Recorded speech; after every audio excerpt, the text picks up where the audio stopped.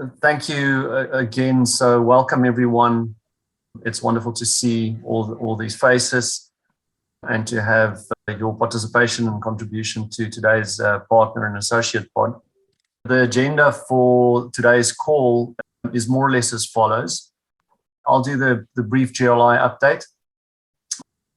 Then we'll move into an opportunity to connect a bit with each other, and seeing as we're quite small, at least at this stage, we thought that we'll do groups of 4, maybe 3, and we might do 2 rounds of updates just so that you get to speak to a few more people to surface what is uppermost for you and those you work with in light of our current global context and how that relates to what you are learning and doing or perhaps need help with, because that's after all a big part of what our partnership is able to offer. And then when we come out of the small group check-in, we'll hear from Carole. Maybe just do a quick check. Is there anyone else who has a PechaKucha prepared that they would like to venture? Was that a hand that I saw from you, JC? I wanted, but to be honest, I was just running, so I didn't have the time to prepare. Next time, promise. Okay. Thanks. Okay, so I'm just checking out. I don't see any other hands, but so Carole, it seems like you're going to be leading the way. And then following Carole's sharing, we'll just hold some space for plenary, where we will hear from everyone to perhaps highlight what has struck you, what you've noticed, anything new or confirmed. That will be, of course, with reference also to the small group check-in, which is where we will have a large percentage of our dialogue today. I must admit, when I realized that there weren't that many PechaKuchas, I thought, okay, maybe I should take my own medicine and see how it works out to try and prepare a PechaKucha. And I'm going to be perfectly honest with you, it's not that easy. So what you will experience today is a hybrid and somewhat of an incomplete and hybrid PechaKucha. And I'm not necessarily sticking to the 20 by 20 or not having any words on the slides, but let's see how it goes. And I'm just going to get that going. And we welcome 1 second. Vanessa. And as we do that, welcome Vanessa, welcome David, so that you can join us. Okay.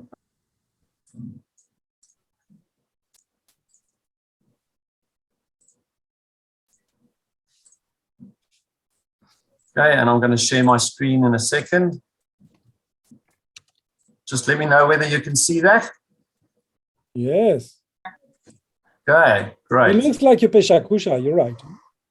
It does. It's at least for the moment. It goes. So I have a picture here of a nutshell because I wanted to give you an update on the GRLI in a nutshell. And of course, it contains a seedling. And that seedling is growing there despite the fact that it's in a nutshell. So it is clearly very fragile, but it's also resilient and extremely hopeful. The GRLI is fragile, but it's fragile out of necessity. We are small by design. We operate in the margins and at the edges out of choice.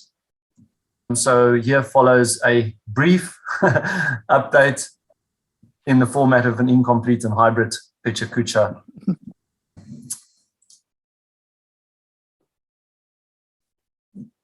I want to start the update with a reminder. Since our founding, the GRLI has always advocated for exploring beyond sustainability or beyond ESG, beyond CSR, by placing this emphasis on something called global responsibility.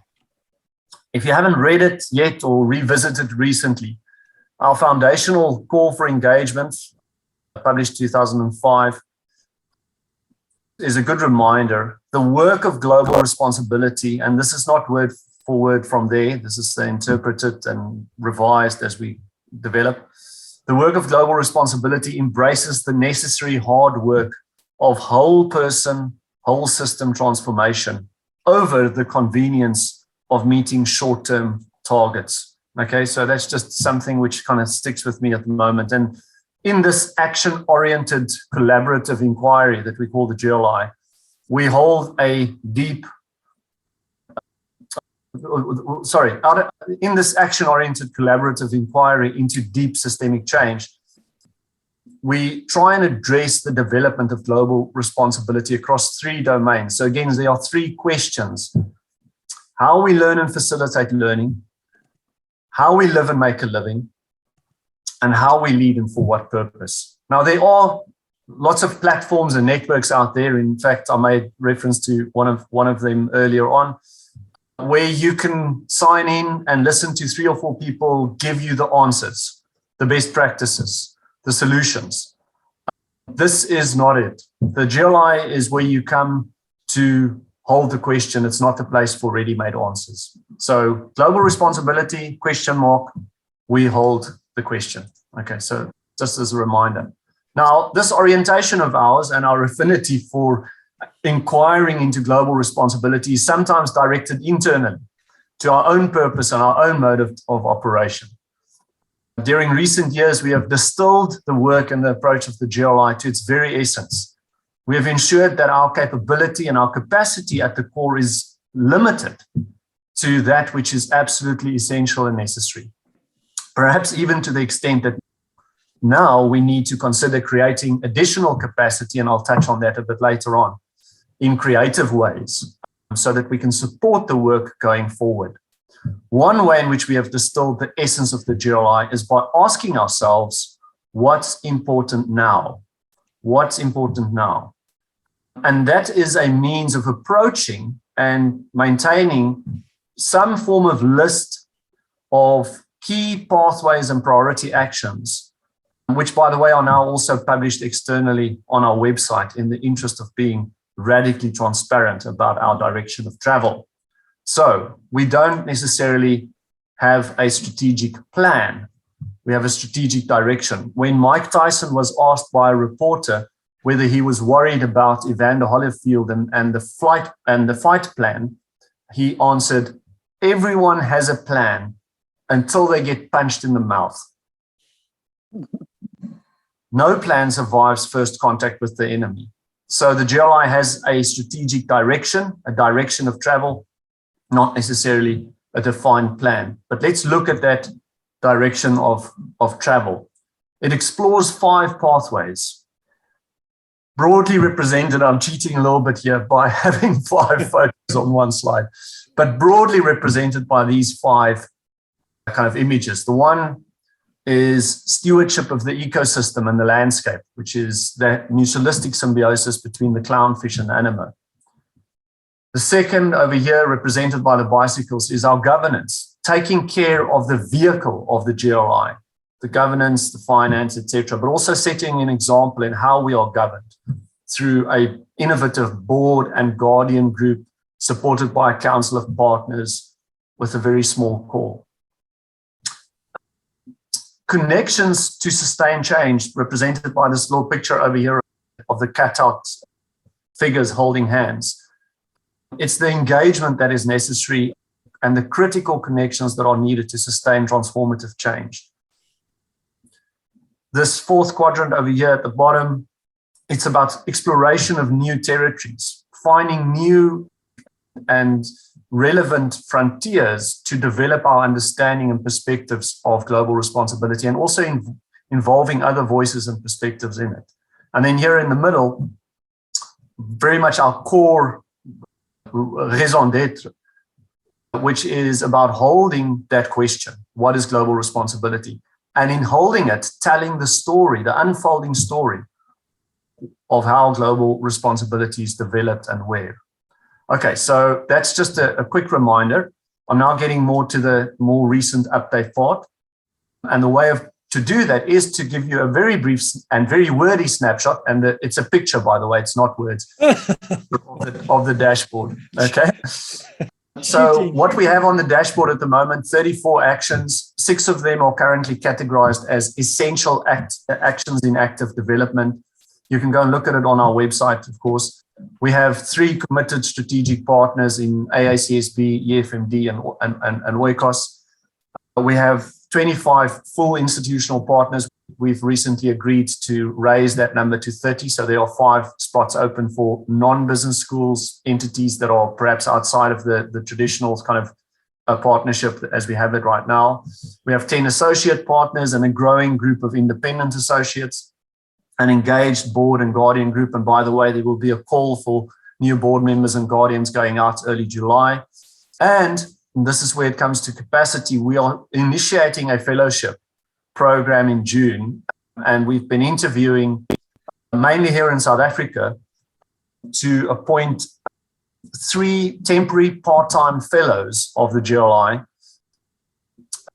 which will hopefully be able to help us create more capacity in various initiatives and programs that are underway. So when you look at our list of essential actions, there are some of these, for instance, the shared module, which can certainly do with some additional coordination or program support or otherwise. Let me quickly touch then on some of the, and actually someone else can perhaps give this update, because I think Chris Taylor is on the call, isn't he? So this is about the courageous conversations. And Chris, I don't know whether you would be prepared just to give us a quick update on this. Thanks, John. Yeah. Yes, interesting. Maybe the house is on fire and maybe we are something like firefighters to the rescue. We've had one courageous conversation, and that was, I found it an incredibly nourishing experience. There were about 50 people on the call. And we looked at, Lana and I looked at a model that helps us locate ourselves in a very turbulent time. We know about kind of climate chaos and social inequalities and so on. And how do we make sense of a time that is so turbulent? So we talked through a framework about what are we hospicing? So what are we helping to die gracefully? And what are we helping to birth? And we want to continue that conversation. And we have 3 speakers lined up to look at different aspects of that conversation. So the first one, happening next week, next Wednesday, is with one of the founders of Extinction Rebellion from the UK. So somebody who's been deeply involved in the climate movement, but is also the key lead on vision for the movement. So she has an amazing vision of the world that we may be heading in towards, so what we can birth. And she's also had decades experience of oppressive practice. So the conversation will be about what is the world that we're creating, and how can we decolonize aspects of our thought and our practice? How can we work beyond anti-racism and anti-oppressive work to co-create the world together? So that's the first conversation next week. The second one is Michelle Holliday, who has been a researcher and writer on thriving and regenerative systems for over a decade now.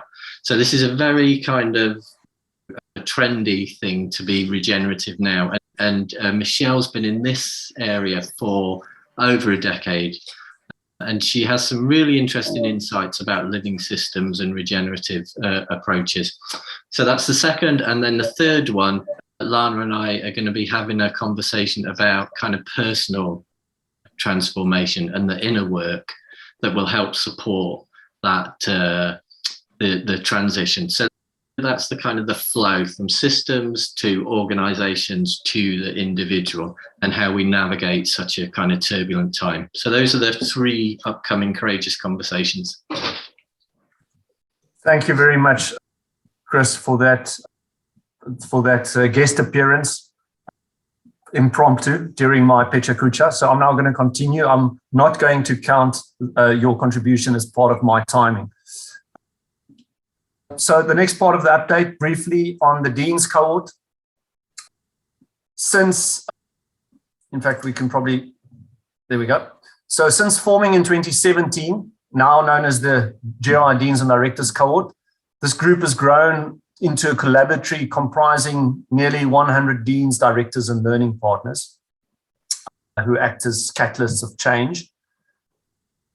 And they collaborate on various initiatives, start new centers, new programs, and explore initiatives that are aimed at transforming management education. Our next in-person event is scheduled for 7 to 10 September, hosted by Stephen de Haas, the Dean at UNFAP Management School.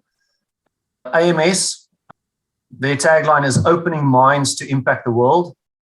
And they are currently running a multi-stakeholder strategy process to articulate the positive impact that they have as a business school and that they want to realize by the time that they celebrate their 70-year anniversary in a few years from now. So at this particular cohort event, they're going to share how they walk the talk across all activities and aspects of the school: education, research, culture, organization, diversity, inclusion, governance, climate change actions, etc. And the key question on the table, as I said, is what positive impact they as a business school want to achieve and how they can achieve that impact. So this is just to ensure that this is on your radar. They've already developed an impact model to help structure the dialogue. They're obviously happy to share that with fellow deans and capture their reflections. Some of the other experiences that may be on offer as part of learning with and from our colleagues at UNFAP includes visiting with their partners in the global port, of course, it being a key hub there. UNFAP is also a unique hub of creative and entrepreneurial players in jewelry, fashion, startups, scale-ups, etc. And of course, a unique hub of public sector players with key partners in the healthcare and healthcare management space as well, which may become involved in the process. So that's just to put that on your radar. Also, I don't think she's joined our call yet. Let me just double check. Dima? Is Dima on the call? Not yet. Okay. So as a follow-up, in January, at the University of Sharjah, Dima Jamali, who's the dean there, will be introducing us to their aspiring College of Business. It has a lot of potential, growing interest in sustainability across the entire university, in fact. And I know that what Dima has shared with me is that what keeps her awake at night is whether we are doing enough to provide the best education possible to those young minds and what more they can do to make them the rounded future leaders that will make the world a better place.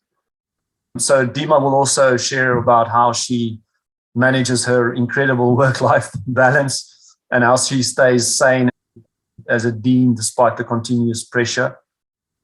Their university is leading in the region on sustainability. The number one in the nation in the green metric, but they're also engaging other colleges and faculty, not just the business school. And that's just to place that on your radar as well. The Dean's Cohort is well underway and growing. In fact, one of the actions that emerged from the Dean's Cohort is a global shared module, the prototype of which is coming to a close this month. On the 19th of May, we'll have a debrief session. For those of you who have seen the chat, there's a link to all the GRLI events, one of them being this debrief session. 7 institutions have offered 7 components to a global cohort of 50 students, and all topics linked to global responsibility for sustainable transformation. So that's just to mention that in the debrief, we'll also be looking ahead at which other institutions and partners and associates might be interested in contributing to this particular initiative. Maybe just checking, because I know Travis and a few others are on the call. Travis, is there anything that you would maybe just like to say 1 or 2 words about this experience? Yeah. The other evening, I had an opportunity to talked with one of the students from Colorado State who was a participant in that program, and they raved about it.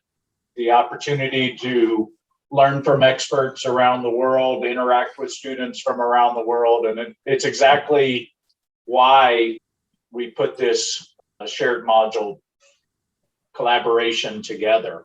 So it really reinforced to me, John, that what we were doing is worthwhile.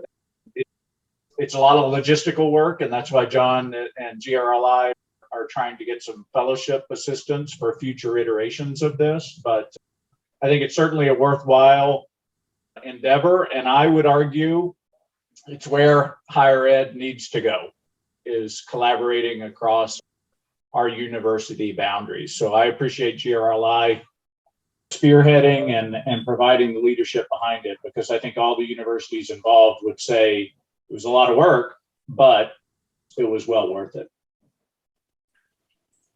Thanks, Travis. And maybe having you on screen there for a moment is a good segue into just recognizing also those institutions that have joined recently, including the College of Business at Colorado State University. So wonderful to have Beth and Travis, and I think Ken Manning. Ken, are you also on the call? I think I saw Ken on the call as well. So, indeed. Thank you, John. Thanks, Ken, and you're very, very welcome. So we'll make some more connections in a few minutes. And we also have welcomed Sassin School of Management that has been taking an active part in the shared module. And I know Ian has already confirmed that he'll be at the next Dean's Cohort event. Vasu, of course, the Chief Impact Officer there. We don't have a photo of you, Banner, sorry, but I have a photo of Rahul and Shahat, but it's wonderful to have Watson on here as well as an associate partner. So thank you very much for joining. So I just wanted to recognize those institutions that have recently joined as either partners or associates. And then as I draw my extended PechaKucha to a close, maybe just a brief reflection. Our world appears very much to be upside down.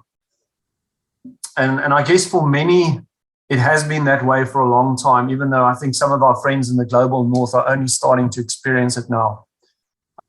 One of the things that struck me is that, and Chris mentioned Extinction Rebellion, so you may be familiar also with the Scientist Rebellion, but one of the things that struck me recently in April was when the Scientist Rebellion launched a week of direct, non-violent civil disobedience actions as to spur global action for the climate emergency. Yet these protests received very little notice in the mainstream media. They, of course, planned it to coincide with the release of the IPCC's sixth assessment report. And the report did receive some wide-ranging, predictably dire headlines. But what didn't really come to the fore was when the Scientist Rebellion leaked one of the earlier drafts of the IPCC report, which showed very clearly how blame and direct culpability for the climate emergency is being watered down in what we eventually received as a final version. One of the surprising recommendations, however, that is included is a direct reference to educational transformation, specifically towards planetary health and human well-being as an essential lever for climate action. Okay, so that, along with what I think is a fairly unrecognized theme in the report around degrowth as a potential way forward, because it's none of this, I don't know how many thousand scenarios in the IPCC report actually reference degrowth, to me suggests that there are certain shifts underway. And I'll be sending out a newsletter in the coming week where we will have linked to more of this material as well.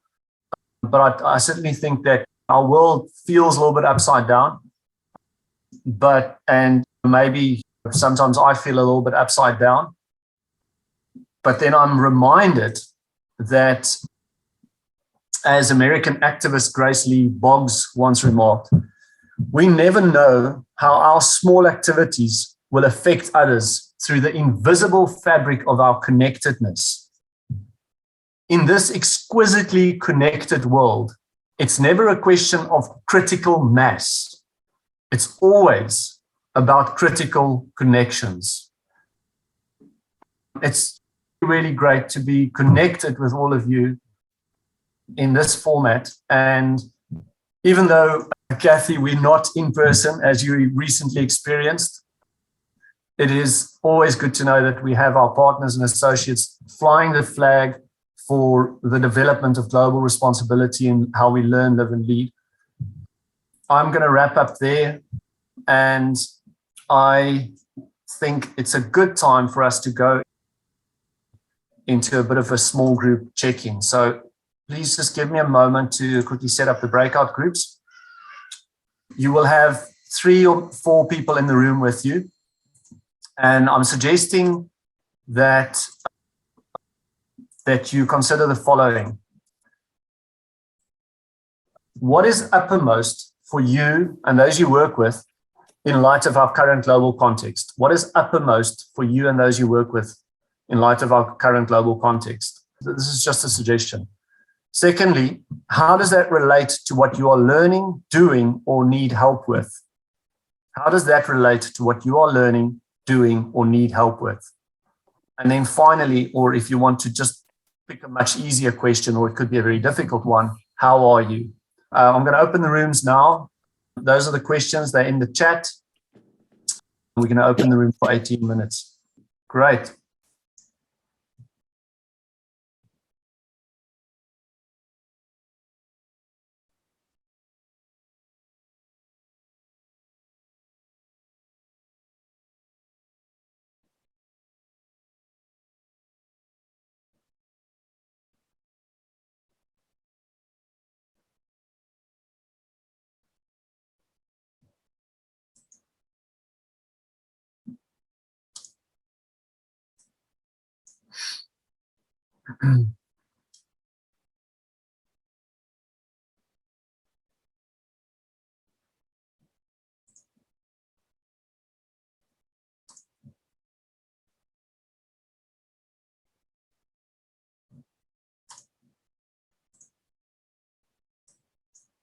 Carole.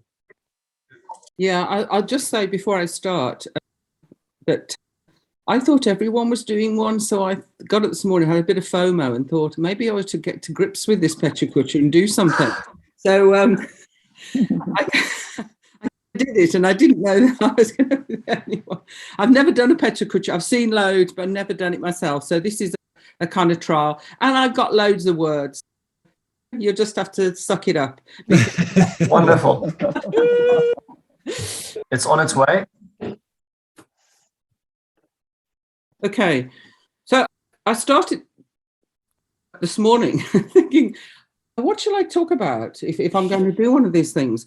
And what came to mind was I have run a course for a while called Thought Leadership in the DBA, the Doctorate in Business at my current university. And a lot of that is about thinking about our inspirations and our values and where things come from and what are the challenges.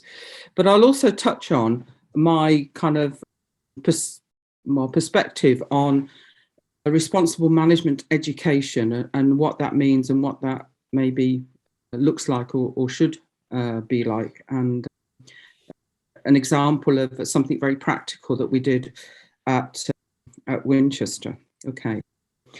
I said at the start, my values and my work and my inspirations, because and you'll see a couple of people I've put in here. There are many people who I've been inspired by over the time. But it's important to think about where we come from and why we think the way we do. Because I don't know whether that's all on the screen. But talking about the kind of inheritance, I came from a community and a family where no one went to university, no one in the community had ever been. So it was a surprise to me that I ended up doing what I'm doing, really, but not the values which came very much from my family of ethics and hard work, really. So we all are familiar with these kind of phrases about what the challenges are, and but thinking about the existence of humanity and how we can improve that. And I was talking in the group about what does that look like, and this whole notion of what we understand by responsibility. And these are just a few kind of definitions, and I include there the political perspective of responsibility, because that's obviously very powerful in terms of trying to move the needle. And what does responsible management include? Because we get down kind of tram lines and silos about it's about climate, or it's about this, or it's about that. And I've worked for many years with Prime on the Global Advisory Committee as a chair chapter and so on. But my inspirations, this is one of them, who I worked with for 10 years, Sir Adrian Cadbury, who wrote the Cadbury Report on governance and was a truly inspirational person. And I was very humbled to work with him. Another person, and if you don't know Tererai Trent and her story, married at 11 to an abusive husband and had 3 children, had no education because in Zimbabwe, where she was living, there was no education for girls. And so she learned from her brother, but she ended up getting a doctorate.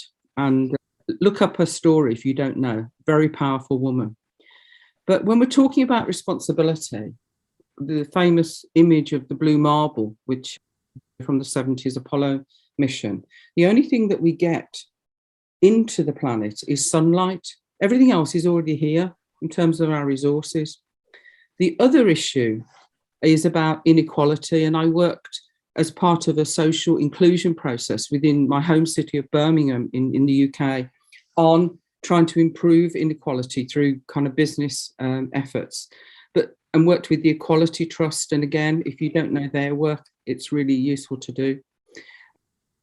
So the problem at the heart of this is, as we know, the market-dominated nature of the systems that we live in. Everything, society is assumed within the national environment, the economy, the natural environment is given up to the market. And in 2016, January, we had the global goals, and there are criticisms though about the contradictions within them and simplifying, but actually it works really well. At my university in Winchester, it became the blueprint for the new strategy, which was great to look at it in an interdisciplinary area. And if we start to look at what we need to think about, and this is in the teaching, that the natural environment is the thing that supports the society, and the economy and the markets within them are there to support those societies and help them flourish. This is a very busy, totally against PechaKucha, but it's actually what we did when we had the strategy around the SDGs. So we did a complete audit of every single course and module in the university, looking at where the SDGs were, where the values of the university were, at which level it was, what the methods and the pedagogy and everything, and did that as a starting point. Because, as I've said, business and management education is dominated by this discourse of financial performance. I'm not going to read this because you can see that for yourself. But we need to think very differently. And that is happening to some extent, but it's not the narrative that we need. The narrative that we need and actually needs to be underpinned by interdisciplinarity. And that's what the SDGs help with, because you can see some of the connections between poverty and climate and health and so on. And systems thinking in that way of looking at the connectivity that we have and the complexity. And thinking about this narrative and the systems analysis, we cannot avoid the limits to growth. We need to recognise planetary boundaries and ensure human well-being, dignity, and justice, social justice for humanity. So there, which kind of echoes a lot of the GRLI, is about the care that we take. One of the things I emphasise with students in doing a lot of reflective work is their sphere of influence, and we all have a sphere of influence of how we can change things, and students do that and know that really well. And I'm now working with the National Union of Students, SOS, Students Organised Sustainability, on that. The other thing I talk to them about is being yourself and being your true, authentic self. in what you value and what you care about, not trying to be a second-rate version of somebody else or something else that they think they ought to be, because that is so powerful in this agenda and being able to relate to it. And I'm also very active in my community. Our Vice-Chancellor actually got us all to enrol in Extinction Rebellion in the UK, which was a real kind of wow for a Vice-Chancellor to do that. But activism, whether on a social front or on a sort of environmental front, is something I care about. And I left the last word to Jonathan Porritt, who's an honorary doctor of Winchester. And that's an important way to think about education, that we prepare the students for the work of the world, not just the world of work, which becomes an obsession in business schools. Thank you very much. I think it's about to stop. Yeah. That was amazing. So just a few thoughts there. Anyway. Well done for sticking to the brief. It's really hard.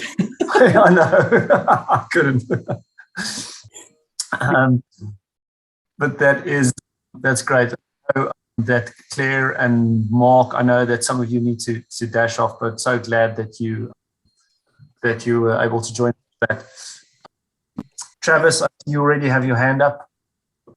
As usual, we'll pop when we're hot, and please go ahead. Yeah, I want to thank Carole for doing that, and I would be curious, and you can either share offline or with this group. I was intrigued by your slide with you did the audit of the SDGs. Mm-hmm. Do you mind giving a quick summary of how you did that? As an institution, there was this strategy around the SDGs, which was led by the VC, and I was working with her closely. And we used the framework of the formal curriculum, the informal curriculum, and the subliminal curriculum. So it was also about reviewing policies and processes at the university, as well as the curriculum formally and on campus in the community. For the formal curriculum, the starting point was knowing where we're at. And because it's a values-led university, and I know many of you are part of things like that, we felt it important to understand what route the students took through their courses and how much of these topics were included and how they were taught, because we know that certain pedagogies lend themselves more easily and more appropriately to this kind of agenda. And also which year in their studies it was held. So that's why it was and then the values of the university were also audited. Now that sounds like an expensive, really difficult thing to do.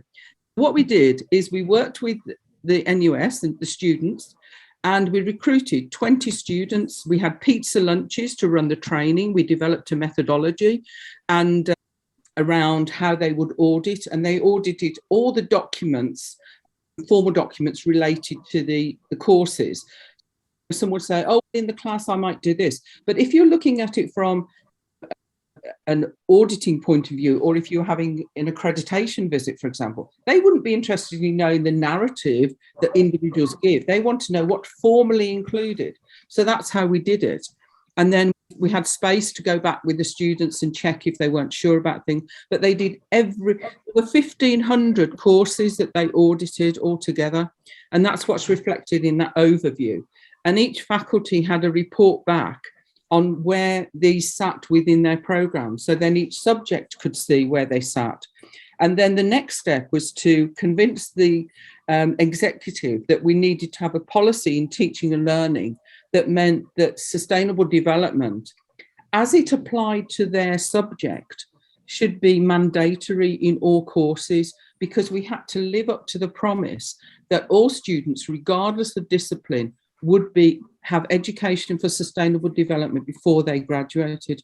And the other thing we did, with JC on the line, is that we made all first years, we opened the sustainability literacy test for all students, and that was part of it. And some students included that, our faculty included that as part of the assessment process for some of the modules as well, as one of the items. So once we got the reports, then we gave them first to the deans, but we didn't share all the detail of all the subjects with all the faculty. we only did it per faculty and per subject because we didn't want this to be a competition of who's got the most.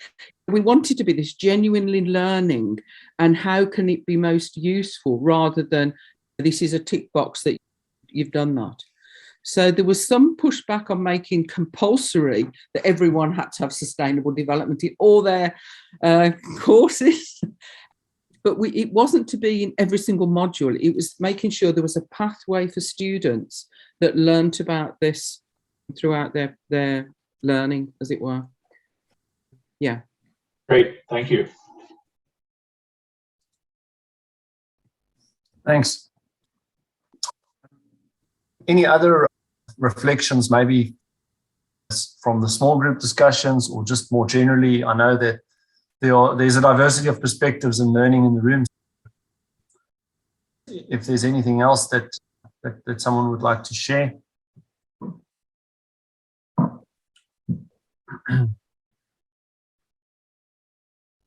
I could perhaps raise something that was raised by Kathleen about being an adjunct faculty and teaching a one-off course and how do you make an impact. And I'm paraphrasing. And it was also, what struck me, it was the last course in the program.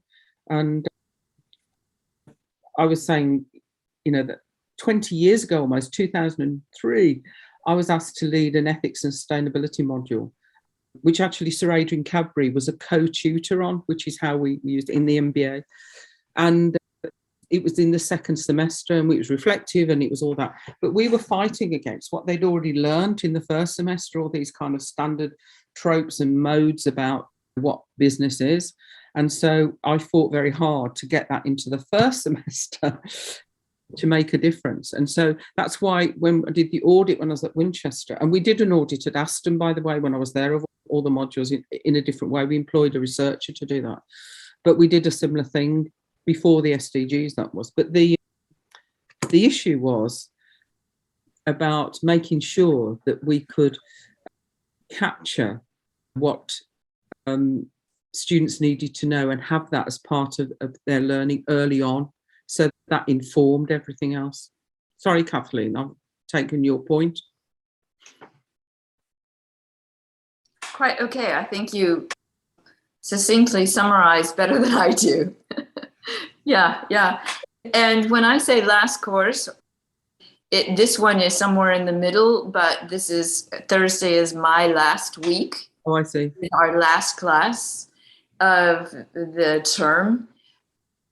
And I'm already wishing I could start over, rewind and start over or do it again. And yeah, as adjunct, as we all know, adjuncts are abused and who knows if this comes up again. But I gained so much from the ideas. And I think I talked about this even earlier when we were talking about that publication. And I was thinking about how to revise this standard delivering business results class. And you're absolutely right. I fight against a partner in it who is about strategy, and strategy is a way to make money, period. And that's, in fact, that is the theme of the capstone course, which is a bit of disappointment. But this is something, a title that has so much potential. And so I gained the ideas already of even setting out your own definition of that statement, delivering business results. What it to you, who are you, where do you want to go, what results do you want to deliver? And if that was even in this small 8-week class, the first class, I could then see this as own sort of template and able to apply it to other courses throughout. I am glad to hear that I'm not alone in this frustration. It sounds like everyone battles this and always has, and maybe to some degree always will. But that's that whole idea of even systems. I know this comes up in our conversations as well. Little it seems to be integrated in so much in business schools. This is an MBA program I'm even talking about. And that makes it almost scarier. It's not even just liberal arts in some way. But yeah, so as you see, you succinctly paraphrase better, but this is what's going through my mind. And this is, to me, one of the values of even GRLI, having this input and stimulation. So maybe on that note, it'd be a good time. I'm just looking at the time. I'm conscious we'd like to hear, if it's possible, Kathy Dubois, maybe just some brief kind of feedback or reflections from having re-engaged in-person events in various fora.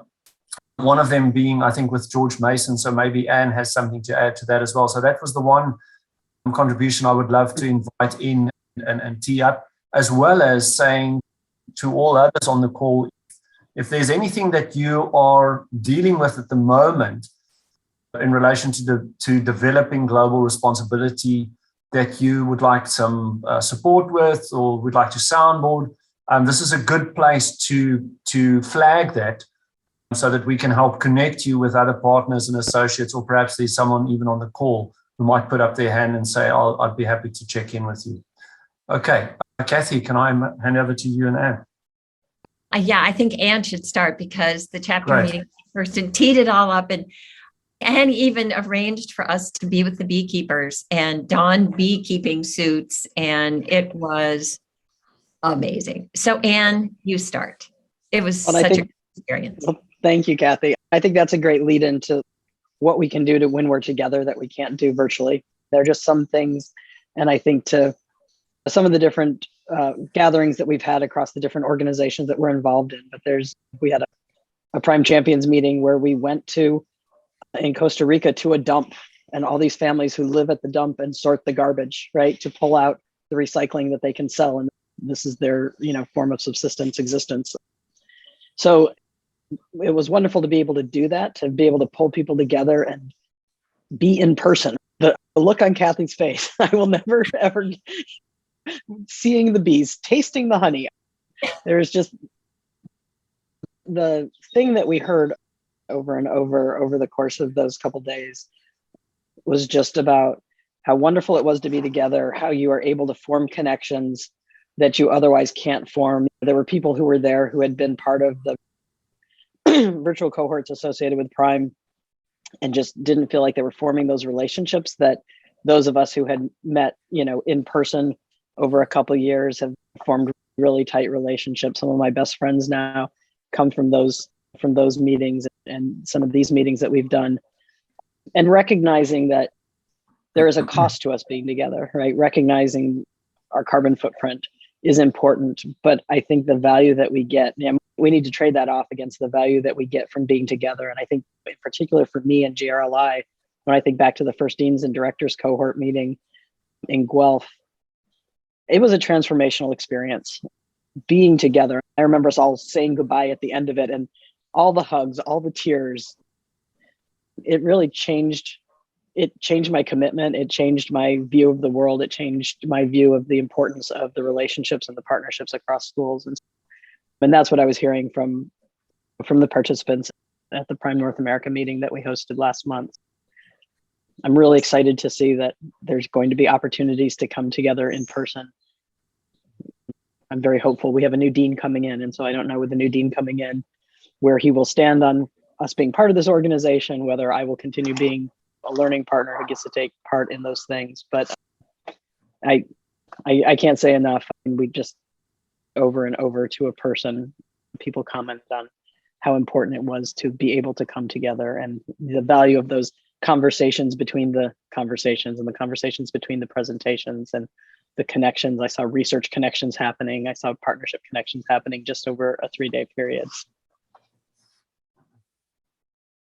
And let me just add that the presentations and the sessions were so well designed. And we got to see all this great work that people have been doing during the pandemic. And I think there's a real value in sharing that in person, because you end up having conversations that are a little harder to have when you're virtual. Yeah. And like Anne, I just have to say, the first GRLI Deans and Directors cohort that we went to at Guelph it really had a profound impact on me and everything I did subsequently. I came back and just started all this stuff. There was just this huge momentum that came from that. And it's the personal with GRLI and Claire and all her goofy stuff that she had us do. Every Deans and Directors cohort. There's a bonding that just doesn't otherwise happen. Yep. And that's just very precious. So I can't wait till I can attend another Deans and Directors cohort. Yeah. And to have everyone else have the chance, to enjoy what we have enjoyed. Right. I mean, it's broader than just our own individual experiences, but we got so much from it, us wanting to make sure that everyone else is getting that opportunity as well. Absolutely. Absolutely. Carole? Yeah, I was just reflecting on something Anne said about, I know she's got a new dean coming in and no one knows, or they don't know what the direction is going to be. And that's something I've experienced a few times in different institutions, is a change of leadership and uncertainty around this agenda particularly. And I wonder whether for GRLI at a future meeting, we could have conversations around transitions of that nature, where it seems to me that we need to influence above the appointed people in the organisation, in the governance bodies and so on. And how do I talked about the sphere of influence and how we use our sphere of influence and how we are able to do that in more challenging times. I've worked in institutions that have very supportive top management and unsupportive top management, and they're very different experiences. And there are a lot of colleagues who never get to experience the supportive environment either, and are trying to plough that furrow themselves. So I think that's one of the challenges in supporting colleagues in institutions that are trying to do this and trying to change things. Yep. Whether that's a business organization or it's a university or whatever. It's interesting because one of the reasons for starting the cohort, the Deans and Directors cohort, was based on that fact. Deans as agents of change. And the key issue when Julia actually raised that question or that issue and took the initiative to start, and we did it together to begin in Guelph, was the fact that how do you make change that will stay on it, that will continue, that will be some sort of stability in what comes after. That was one challenge that we had in focus. And it's very, very much worthwhile returning to and having on the agenda on a continuous basis. Yeah, I know one of the things for us is going to be, we've been talking about this with Lisa Green-Pemble, is the conversations I've had with the new dean so far. He's placed a lot of emphasis on building on our successes, that his strategy is not necessarily come in and try to improve the areas where you're weak, but let's start by looking at what we're good at and doing more of that. And our strategy now, as we engage with him, is to make sure that we are presenting the work that we have done through the center and the work through our curriculum and our partnerships, our international partnerships, our partnerships locally, as successes, to highlight the coverage that we've gotten. The way the president, when he talks about the business school, is almost always talking about something that's coming out of our efforts. To highlight to him that this is a gem of the business school and that this is something that he should continue investing in, even if it's not maybe perfectly aligned with his, and I don't know what his own views are, even if it's not his own personal passion. It's been such a strength for the business school. So that's our hope. I would just say on that, from a Guardians perspective, some of the work that we've been doing with our Guardians group has been to help to strengthen the partnership between nominated Guardians and people within the GRLI network. So if you feel like you need support with facilitating connections to stories of impact around why being part of the GRLI can support strategic goals as well as individual goals and how you integrate, reach out to a Guardian or myself or John, and we can facilitate some of that connection for anyone to start to support with the storytelling and impact and who to connect with to bring to life some of the things that are quite intangible until you start hearing the stories from the mouths of others. So if anybody feels that that's something that they'd like support with, if they anticipate change, and we're really interested and intrigued and curious about what we can do as a Guardians group to enable that into the future, please do reach out. Yeah, thanks for adding that, Vanessa, because I was gonna go in the same direction. In fact, the Guardians have already started indicating which of the existing partners and associates they'd be best suited or positioned to support. And I actually have a recent experience where there was a change in leadership at schools in the UK.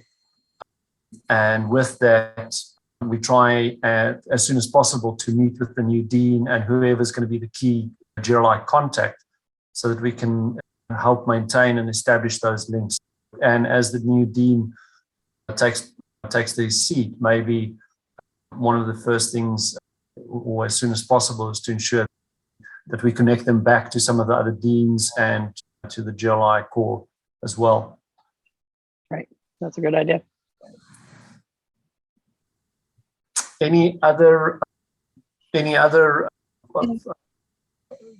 Anything else to share just based on some of the earlier discussions or what you've heard in the discussion? Kathy, yes. Can I move on to just say a few things yes. about ICAM? Yes, of course. Sorry. So ICAM usually has a learning journey. Mm-hmm. And this year we did not. I ended my chairship of RME last July and passed it on to Matthias Falkenstein.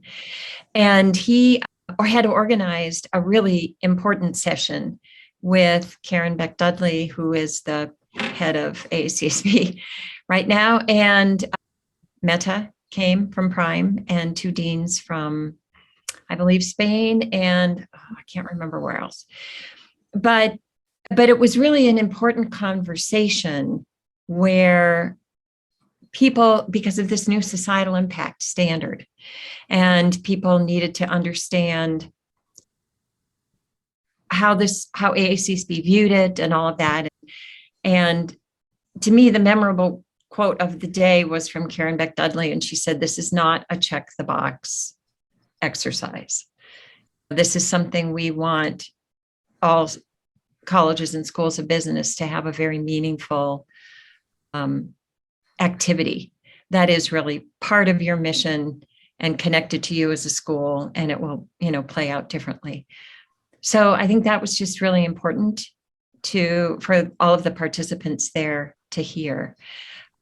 And then Meta spoke to the fact that they're trying to revise SIP report, because right now it's a huge exercise and nobody can share SIP reports. You can if you go in and read everybody's, but there's no shareable database where you can query and say, how do I benchmark on this? What's everyone else doing? And so there's some discussion about how we might do that. So those were the highlights, but lots of interest, lots and lots of interest in the RME meeting. It's great. Great. Thanks, Kathy. Any reflections or questions for Kathy just whilst you're here?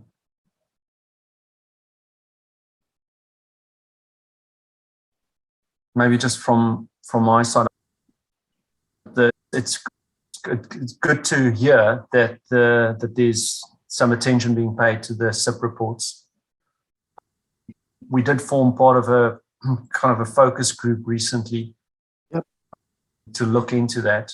I suspect one of the challenges, but I did raise this, is that as long as everything is controlled centrally, it's going to be very difficult.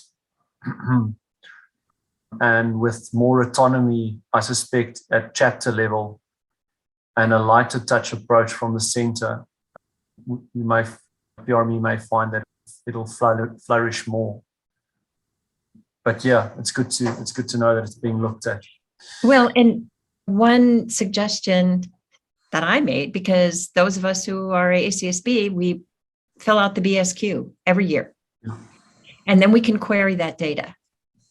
Why not have SIP reporting be like that, where we fill it out every year? It's not this big, onerous, creative task. No. It's just data. It's there. It's shareable. Everyone can do it. We have a model in the BSQ. Yeah. So from my perspective, that would be the least time. It would be the most time efficient. Yeah. And most shareable data. But that is very centralized, John. So I don't know. So as we wrap up, maybe just any closing thoughts just on the format. I know we had one brave taker for the PechaKucha today, so thanks again, Carole. I'll be very curious to hear whether anyone else would be tempted at trying their hand at a future partner pod at presenting a PechaKucha. Yeah, Kathy, I see a nod. Maybe some others. Anne, yeah, that'd be great. Okay, Kathleen, wonderful from Gulf. I wanted to do it with my partner. I wanted the VP of D&I at Fielding to join me today and couldn't.